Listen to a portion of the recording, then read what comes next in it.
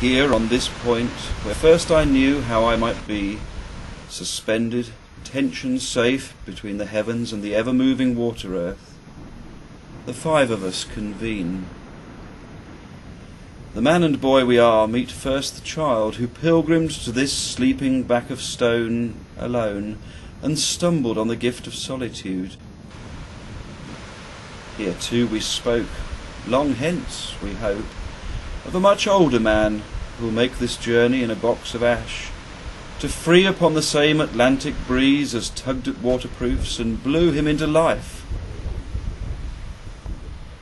One day the man you will become may pause and listen to the sounds, the crying gulls and booming caves, the wind-streaked sky, perpetual waves, and beyond words, hear yet within a father's maker's sigh the echoed love you heard in mine. Do you know, I'm so glad you could come here and see this with me. I used to look across at this from the village on the far side of the beach when I was half the age you are now. We first came down here for a holiday when money was a bit tight. Just picture it. All of us, Mum, Dad, my older brothers, and the baby in his pram wedged behind the Morris Traveller's back seat. All the gear piled high on the roof. We'd leave in the early hours, before it was properly light, and we'd creep about so as not to disturb the neighbours. We'd cram inside the car and wait, and wait, and fidget, and try to doze, some hope, and wait for my mother. Why is she always so long? What can she be doing in there? She's probably polishing the kitchen taps, Dad would say, with a sleepy air of resignation. And then we were off.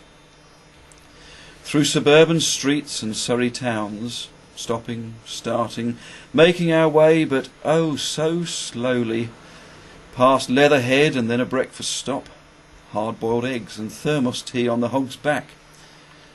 Then hour after interminable hour of winding progress. Stonehenge, Dorset towns with names that made us laugh, Piddle and Piddle Trentide. The AA book of car games, spotting number plates, fooling our minds against the tedium, arguing, idle threats about turning back, discomfort, Mum's cigarette smoke. Actually, I don't remember the baby ever crying.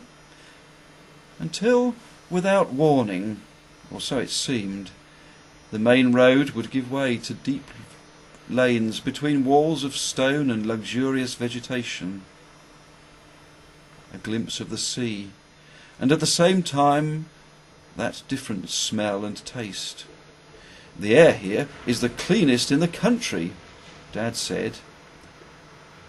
A sharp turn left, then onto the rutted track, past familiar shacks and bungalows, all with that spare blue woodwork holiday feel, until the Morris, bearing twice its recommended freight, came to the halt we'd lost all hope of witnessing.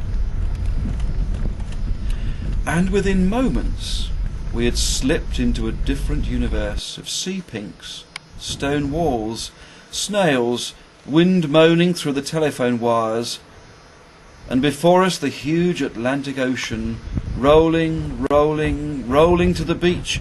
And what a beach! Too wide to run across without pausing for breath.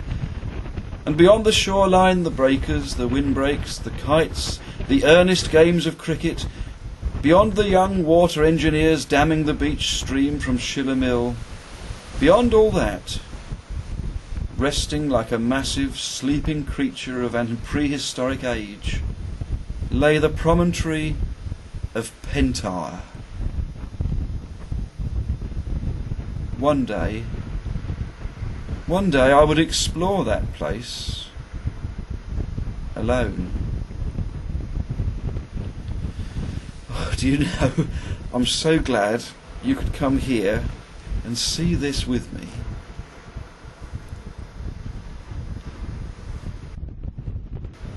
Do you know, I'm so glad you could come here and see this with me. I don't recall any single day when I set out to walk its length. My memory is an amalgam of several days, probably. What I do remember is the sensation of freedom and exploration. Freedom in scrambling along the sloping path, just enough potential danger to make it feel truly adventurous. Alone. Alone. That was the crucial ingredient. It wasn't that I disliked my family. Far from it. They'd always been great. But maybe it's because they were. And always there. Whatever I'd done up to that point was in the company of others. That was why this now seemed so special. Alone. Solitary. No one else to look out for me or make demands. But more than exploring alone was another sensation.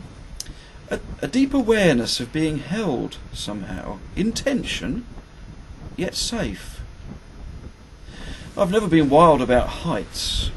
As a child I used to have a recurring dream of being compelled against my will towards a cliff edge, and waking just in time, terrified, but relieved at having missed the fatal drop. This time.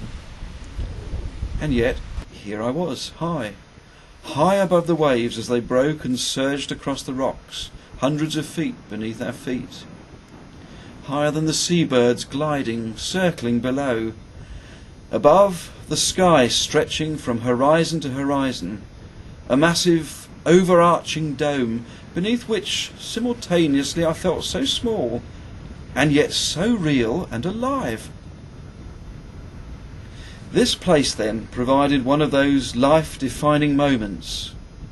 Here where the cliff sloped hazardously to the sea.